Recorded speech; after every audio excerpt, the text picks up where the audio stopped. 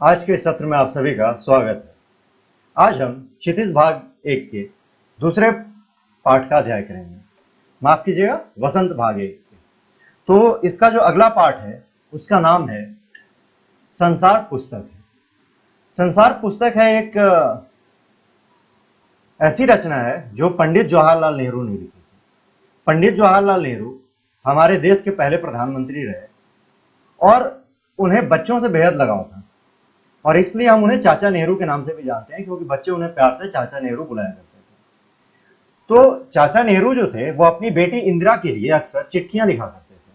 उन चिट्ठियों में वो बहुत तरीके की बातें किया करते थे। तो कुछ चिट्ठियां ऐसी होती थी जिनमें उन्होंने पृथ्वी और प्रकृति के बारे में बातें की हैं, यानी कि पृथ्वी की शुरुआत किस तरीके से हुई, फिर मनुष्य ने अपने आप को पहचाना कैसे, फिर जो ये पूरी प्रकृति है काम कैसे करती है, इन सभी चीजों से रिलेटेड वो लगातार चिट्ठियां लिखते रहे।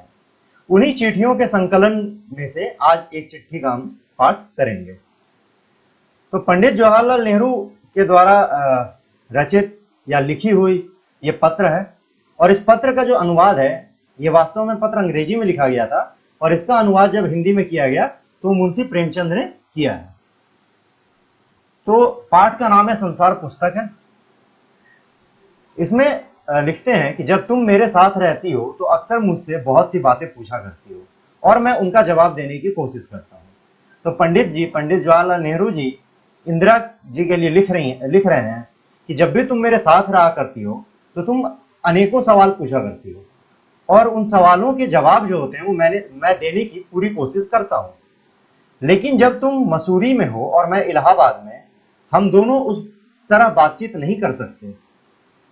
तो कहते हैं कि लेकिन अब जो है तुम तो मसूरी चली गई और मैं इलाहाबाद में हूं और हम दोनों के बीच में वो बातचीत नहीं हो पा रही जो हम किया करते थे। इसलिए मैंने इरादा किया है कि कभी कभी तुम्हें इस दुनिया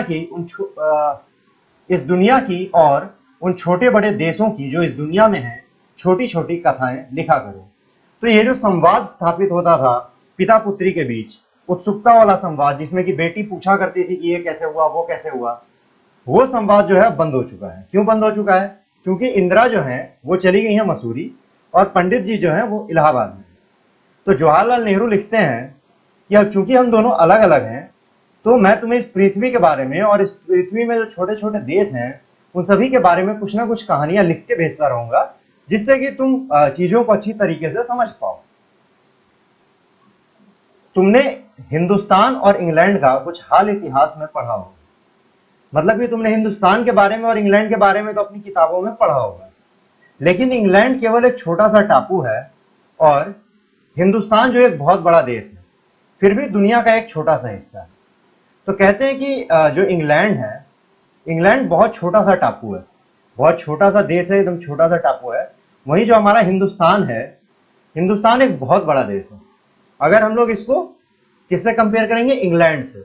तो इंग्लैंड और हिंदुस्तान को अगर कंपेयर किया जाए तो हिंदुस्तान एक बहुत बड़ा देश है, लेकिन फिर भी यह दुनिया का बहुत छोटा सा हिस्सा है। कि इंग्लैंड के रिस्पेक्ट में, इंग्लैंड से जब तुलना की जाए तो हिंदुस्तान जो है वो बहुत बड़ा देश है, परंतु जब पूरे दुनिया की बात की जाए तो उसका एक बहुत छोटा सा हिस्सा है। अगर तुम्हें इस दुनिया का कुछ हाल जानने का शौक है तो तुम्हें सब देशों का और उन सभी जातियों का जो इसमें बसी हुई हैं ध्यान रखना पड़ेगा, केवल उस एक छोटे से देश का नहीं जिसमें तुम पैदा हुई हो। तो लिखते हैं कि अगर तुमको दुनिया के बारे में जानना है तो दुनिया के बारे में जानने के लिए क्या करना पड़ेगा? तो जितने भी देश हैं और वहां पे जितनी भी जातियां बसी हैं, इन सभी का ध्यान रखना पड़ेगा, इन सभी के बारे में जानना पड़ेगा। केवल एक देश के बारे में जान के जिसमें कि तुम पैदा हुए हो, तुम पूरे दुनिया को नहीं जान सकते। उसके लिए अपने दिमाग को खोलना पड़ेगा, ज्यादा से ज्यादा चीजों को समझना पड़ेगा। मुझे मालूम है कि इन छोटे छोटे खेतों में बहुत थोड़ी सी बातें ही बतला सकता हूँ, माफ कीजिएगा खतों में। तो वो कहते हैं कि ये जो छोटी छोटी खत मैं लिख रहा हूँ, छोटे छोटे जो खत लिख रहा हूँ तुम्हें, इन खतों में बहुत थोड़ी सी बात ही की जा सकती है। जब सामने बैठे होते हैं तो हम बहुत सारी बातें कर लेते हैं, परंतु जब खत के माध्यम से बात होगी तो बातें कुछ कम होंगी। लेकिन मुझे आशा है कि इन थोड़ी सी बातों को भी तुम शौक से पढ़ोगी और समझोगी कि ये कि दुनिया एक है और दूसरे लोग जो इसमें आबाद हैं हमारे भाई बहन हैं। यानी कि अपने खत के माध्यम से नेहरू अपनी पुत्री को भाईचारे की सीख दे रहे हैं कि जो खत है उसमें जानकारी बहुत थोड़ी होगी, पर आशा है कि तुम बहुत अच्छे से पढ़ोगी, समझोगी और ये समझोगी कि दुनिया जो है वो एक ही है और इसमें सभी हमारे भाई बहन ही हैं, चाहे कि वो अलग ही जाति के, अलग ही आबादी के क्यों ना हो। जब तुम बड़ी हो जाओगी तो तुम दुनिया और उसके आदमियों का हाल मोटी मोटी किताबों में पढ़ोगी। उसमें तुम्हें जितना आनंद मिलेगा उतना किसी कहानी या उपन्यास में भी ना मिला होगा।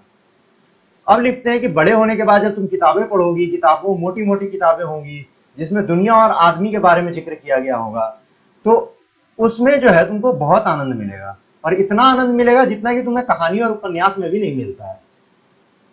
यह तो तुम जानती ही हो कि यह धरती लाखों करोड़ों वर्ष पुरानी है और बहुत दिनों तक इसमें कोई आदमी न था। आदमियों से पहले सिर्फ जानवर थे और जानवरों से पहले एक ऐसा समय था जब इस धरती पर कोई जानदार चीज न थी।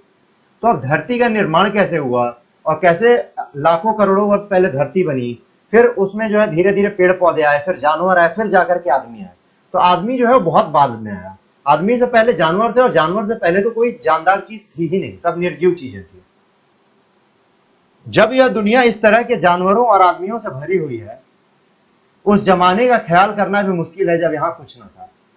कि आज की दुनिया में देखें हम तो इतने लोग हैं, इतने जानवर हैं, इतना सब कुछ है, तो इमेजिन करना भी बहुत मुश्किल है कि उस समय में यहाँ पे क्या रहा होगा।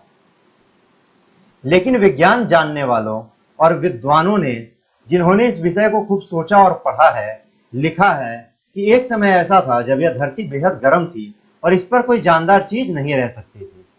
क्यों नहीं रह सकती थी धरती पे और क्यों एक समय पे चीजें नहीं थी? क्योंकि धरती जो है वो बहुत गर्म थी, तो यहाँ पे किसी जानदार चीज का रहना ही मुमकिन नहीं था। और अगर हम उनकी किताबें पढ़ें और पहाड़ों और जानवरों की पुरानी हड्डियों को गौर से देखें तो हमें खुद मालूम होगा कि ऐसा समय जरूर रहा होगा।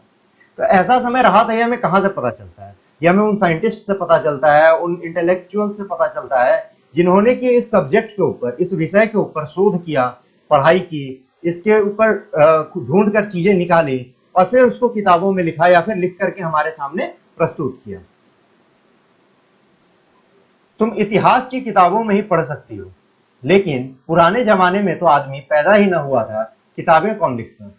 कहते हैं कि इतिहास जो है, यानी कि जो कौन से इंसान ने कब क्या किया, कौन सा युद्ध लड़ा, कौन से राज्य को हाथ आया, कौन सा राजा बना, इन सब के बारे में तुम इतिहास में तो पढ़ लोगी।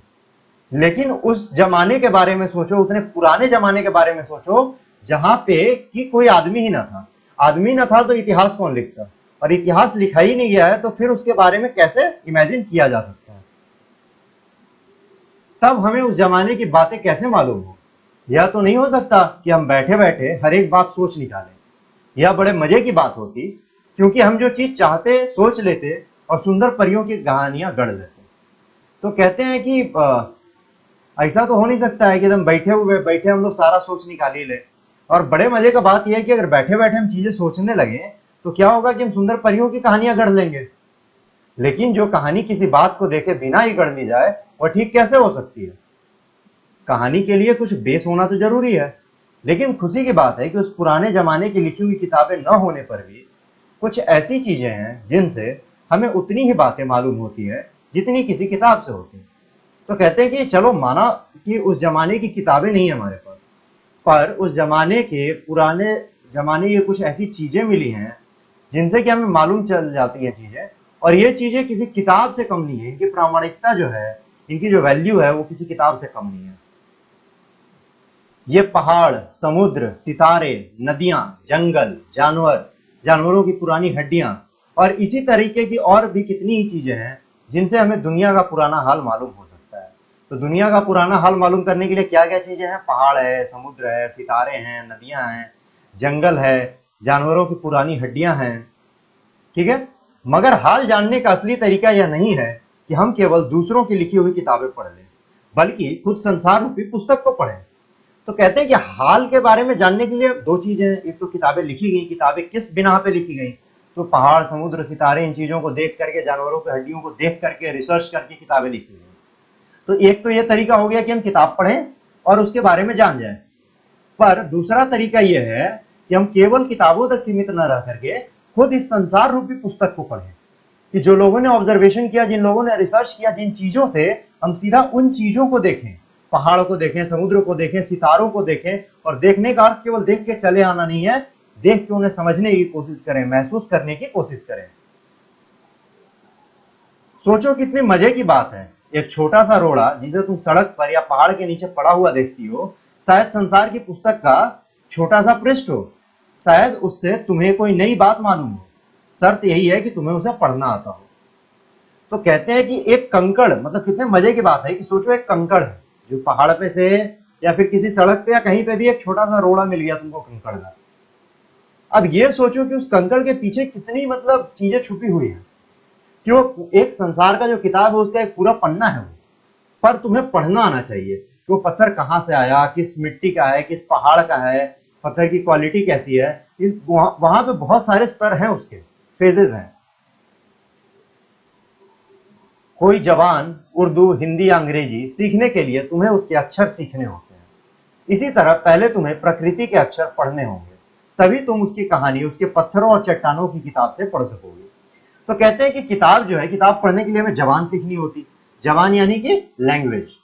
तो जो हमें भाषा की सीख चाहिए होती है, अब वो भाषा उर्दू हो, हिंदी हो या अंग्रेजी हो या कोई और भाषा हो, भाषा सीखने के लिए हमें सबसे पहले क्या सीखना पड़ता है, हमें सीखना पड़ता है अक्षर। क्योंकि अगर हम अक्षर नहीं सीखेंगे तो उस भाषा में ना रचना लिख पाएंगे और ना उस रचना को पढ़ पाएंगे जो पहले से लिखा हुआ है। तो वो उससे कहते हैं कि ये जो संसार रूपी पुस्तक है, इसे पढ़ने के लिए भी जो प्रकृति के अक्षर हैं वो पढ़ने जरूरी है। अगर हम प्रकृति के अक्षर पढ़ लेंगे, उन्हें पढ़ना सीख जाएंगे, तभी हम ये जो प्रकृति का किताब है, जो पत्थर है, जो चट्टाने हैं, इन सभी को पढ़ पाएंगे। शायद अब भी तुम उसे थोड़ा थोड़ा पढ़ना जानती हो। जब तुम कोई छोटा सा गोल चमकीला रोड़ा देखती हो तो क्या वह तुम्हें कुछ नहीं बतलाता? यानी कहते हैं कि थोड़ा थोड़ा तो तुम सोचती हो, पर उसको डायरेक्शन देना और उसको शेप में देने की जरूरत है बस। तो वो कहते हैं कि अगर कोई तुम छोटा सा चमकीला रोड़ा देख लेती हो तो क्या तुम्हारे दिमाग में कोई बात नहीं आती? बात तो आती होगी। कैसी बातें आती होगी कि ये चमकीला कैसे है, ये चिकना कैसे है, या गोल कैसे है, ठीक है। उसी तरीके से कौन कौन से सवाल आएंगे कि यह कैसे गोल हो गया, ये चिकना कैसे हो गया, चमकीला कैसे हो गया, इसके खुरदरे या कोने क्या हुए, एक टाइम पे जो खुरदरा था ये इतना चिकना कैसे हो गया। फिर उसी तरीके से अगर तुम किसी बड़ी चट्टान को तोड़कर टुकड़े टुकड़े कर डालो तो हर एक टुकड़ा खुरदरा खुरदरा और नुकीला होगा। यह गोल चिकने रोड़े की तरह बिल्कुल नहीं होता। कहते हैं कि बड़ा चट्टान ले लो, तोड़ दो, तोड़ने के बाद जो छोटे छोटे पीसेस बनेंगे, चिकने तो नहीं होंगे, खुरदरे होंगे, नुकीले होंगे, टेढ़े मेढ़े शेप के होंगे, पर वो जो रोड़ा तुम्हें मिला है वो कितना गोल और कितना चमकीला है, बिल्कुल शेप में। यह गोल चिकने रोड़े की तरह बिल्कुल नहीं होता है। फिर यह रोड़ा कैसे इतना चमकीला, चिकना और गोल हो गया? तो अब बताओ कि आखिर में चमकीला, चिकना और गोल हुआ कैसे? तो अगर तुम्हारी आंखें देखें और कान सुने तो तुम उसी के मुंह से उसकी कहानी सुन सकती हो। वह तुमसे कहेगा कि एक समय जिसे शायद बहुत दिन गुजरे हों, वह भी एक चट्टान का टुकड़ा था। कहते हैं कि अगर तुम्हारी आंखें देखने को तैयार हैं और कान जो है वो सुनने को तैयार हैं, तो तुम उस कंकड़ के, उस रोड़े के मुंह से ही उसकी कहानी सुन सकती हो कि वह तुमसे कहेगा कि वह जो है कितना पुराना है और एक समय पे वो भी जो है वो चट्टान का हिस्सा हुआ करता था। वो आज भले ही एक रोड़ा बन चुका है, चमकीला रोड़ा, पर एक समय पे वो नुकीला था और वो चट्टान का ही टुकड़ा था। शायद वह किसी पहाड़ के दामन में पड़ा रहा, तब पानी आया और उसे बहाकर छोटी घाटी तक ले गया। यानी वो टूटने के बाद वहीं कहीं पहाड़ी में पड़ा हुआ था, पर फिर बारिश आई, पानी आया, नदी का पानी आया, फिर बारिश का पानी आया और उसको बहा करके छोटी घाटी तक ले गया। वहां से एक पहाड़ी नाले ने ढकेल उसे एक छोटे से दरिया में पहुंचा दिया। अच्छा, उस घाटी से फिर एक नाला गुजरता है और वो नाला उसको वहां से बहा करके एक दरिया में ले जाता है। इस छोटे से दरिया से वह बड़े दरिया में पहुंचा, यानी एक छोटे दरिया से निकल के वो बड़े दरिया में पहुंचता है। इस बीच वह दरिया के पेंदे में लुढ़कता रहा, उसके किनारे घिस गए और वह चिकना और चमकदार हो गया। तो दरिया में लगातार लुढ़कने के कारण उसके जो नुकीले हिस्से थे वो टूट जाते हैं, वो बराबर हो जाते हैं और वो चमकीला बन जाता है और चिकना बन जाता है। इस तरह वह कंकड़ बना जो तुम्हारे सामने है। अब इस तरह वो जो पहाड़ का एक टुकड़ा था, पहाड़ के चट्टान का एक टुकड़ा था खुरदरा और नुकीला, वो कितना चिकना यहां पर आकर के बन जाता है। किसी वजह से दरिया उसे छोड़ गया और तुम उसे पा गई। तो अब किसी कारण वो लुढ़कते लुढ़कते दरिया के किनारे आ गया और वहां दरिया उसे छोड़ के चली जाती है और वो फिर जो है बच्ची को मिल जाता है। अगर दरिया उसे और आगे ले जाता तो वह छोटा होते होते अंत में बालू का एक जर्रा हो जाता और समुद्र के किनारे अपने भाइयों से जा मिलता। फिर लिखते हैं कि अगर उस रोड़े को वहां दरिया ने नहीं छोड़ा होता तो वो आगे जाकर और घिसता रहता, छोटा होता रहता और छोटा होते होते वो बालू बन जाता और बालू से भी आगे जाके और महीन बालू मिट्टी की तरह हो जाता, बालू मिट्टी की तरह, और समुद्र के किनारे जाकर के वो डिपॉजिट हो जाता, जहां एक सुंदर बालू का किनारा बन जाता जिस पर छोटे छोटे बच्चे खेलते और बालू के घरौंदे बनाते। तो यही बालू जो है समुद्र किनारे जाकर के जब डिपॉजिट होता है तो वहां पे फिर वो जो है बीच बन जाता है और वहां पे बच्चे खेलते हैं, घरौंदे बनाते हैं, लोग घूमने जाते हैं। अगर एक छोटा सा रोड़ा तुम्हें इतनी बातें बता सकता है तो पहाड़ों और दूसरी चीजों से जो हमारे चारों तरफ है हमें और कितनी बातें मालूम हो सकती हैं। तो अब उसे प्रेरणा देते हुए जवाहरलाल नेहरू लिख रहे हैं कि जरा सोचो कि एक छोटा सा रोड़ा तुम्हें इतना ज्ञान दे गया, तुम्हें इतनी बातें बता गया, तो अगर हम लोग पहाड़ों के पास जाएं, हम दूसरी चीजों को देखें, तो फिर सोचो कि हमें कितनी चीजें पता चलेंगी। तो इस तरीके से हमारा ये जो पत्र है यहीं समाप्त होता है। इस पत्र के माध्यम से जवाहरलाल नेहरू ने जो है प्रकृति के बारे में हमें बताया है, प्रकृति किस तरीके से काम करती है इसके बारे में अपनी पुत्री को बता रहे हैं और वो फिर हमें अनुवाद उसका पढ़ने को मिलता है। यह अनुवाद प्रेमचंद जी ने किया है। तो अब हम लोग आगे बढ़ेंगे प्रश्नोत्तर की। प्रश्नों की ओर बढ़ने से पहले हमारे YouTube चैनल पर एनसीईआरटी बुक्स की जितने भी सॉल्यूशंस हैं, जितनी भी बुक्स हैं, उनके सॉल्यूशंस बहुत ही आसान भाषा में और 100% 100% सॉल्व करके हमारे ट्यूटर्स के द्वारा YouTube पर अपलोड किए जा रहे हैं। ये कक्षा 5वीं से लेकर के कक्षा 12वीं तक के छात्रों के लिए है। इसे अवेल करने के लिए आपको YouTube पर जाकर एजुकेशन कैंपस चैनल को सर्च करना होगा और फिर सब्सक्राइब करने के बाद आप एनसीईआरटी सॉल्यूशंस को अवेल कर सकते हैं। बहुत शुक्रिया। अब हम लोग प्रश्न अभ्यास को देख लेते हैं। लेखक ने प्रकृति के अक्षर किन्हें कहा है? तो लेखक ने प्रकृति के अक्षर किन किन किन चीजों को कहा है? पहाड़ों को, समुद्र को, सितारे को, नदियों को, जंगल को और पुरानी जानवरों की पुरानी हड्डियों को। ठीक है, इन सभी चीजों को उन्होंने क्या क्या है? प्रकृति के अक्षर कहे हैं।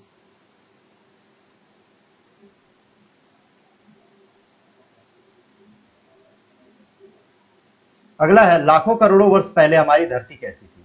लाखों करोड़ों वर्ष पहले हमारी धरती गर्म थी। यहां पर कोई भी जानदार चीज नहीं पाई जाती थी क्योंकि गर्मी बहुत ज्यादा थी। दुनिया का पुराना हाल किन चीजों से जाना जाता है? दुनिया का पुराना हाल प्रकृति के अक्षर से ही जाना जाता है, यानी कि पहाड़ों से, झरनों से, नदियों से, जानवरों की हड्डियों से आदि से। गोल चमकीला रोड़ा अपनी क्या कहानी बताता है? गोल चमकीला रोड़ा कहानी बताता है कि वो भी एक समय पे पहाड़ के चट्टान का ही टुकड़ा था और वो टुकड़ा कहीं पहाड़ में पड़ा हुआ था। फिर पानी आता है और उसे बहा करके एक घाटी में ले जाता है। घाटी से बह के वो छोटी दरिया में जाता है, छोटी दरिया से बह के वो बड़ी दरिया में चला जाता है और बड़ी दरिया फिर जो है उसे कहीं किनारे छोड़ जाती है। तो इस पूरे प्रोसेस के दौरान, इस पूरे जो उसने ट्रेवल किया, यात्रा की उसने, इस यात्रा में उसका जो नुकीलापन और खुरदरापन था वो खत्म हो जाता है और अब वो चिकना और चमकीला हो जाता है। गोल चमकीले रोड़े को यदि दरिया और आगे ले जाता तो क्या होता? गोल चमकीले रोड़े को यदि दरिया आगे ले जाता तो और घिस करके और छोटा होता, उसके और टुकड़े होते और धीरे धीरे वो बालू में तब्दील हो जाता और मात्र बालू बन के रह जाता। नेहरू जी ने इस बात का हल्का सा संकेत दिया है कि दुनिया कैसे शुरू हुई होगी। उन्होंने क्या बताया है? तो नेहरू जी ने हल्का सा संकेत दिया है कि दुनिया कैसे शुरू हुई होगी और संकेत देते हुए उन्होंने कहा है कि जानवर जो है वो तो बहुत बाद में आए, उससे माफ कीजिएगा, आदमी जो है बहुत बाद में आए, उससे पहले जानवर आए, उससे पहले कुछ पेड़ पौधे आए और उससे पहले तो हमारी धरती पर कोई जानदार चीज थी ही नहीं। और ऐसा हमें कहां से पता चलता है? ऐसा हमें प्रकृति में जो चीजें हैं, पहाड़ हैं, पर्वत हैं, इन सभी के स्टडीज से पता चलता है, इनके पढ़ाई से पता चलता है, इनके रिसर्च से पता चलता है और फिर इनके रिसर्च करके जो साइंटिस्ट ने किताबें लिखी हैं उन किताबों से भी हमें ये बात का पता लगता है। तो आज के सत्र में इतना ही, फिर हम मिलेंगे नए सत्र में नए अध्याय के साथ। तब तक के लिए आप सभी का बहुत बहुत शुक्रिया।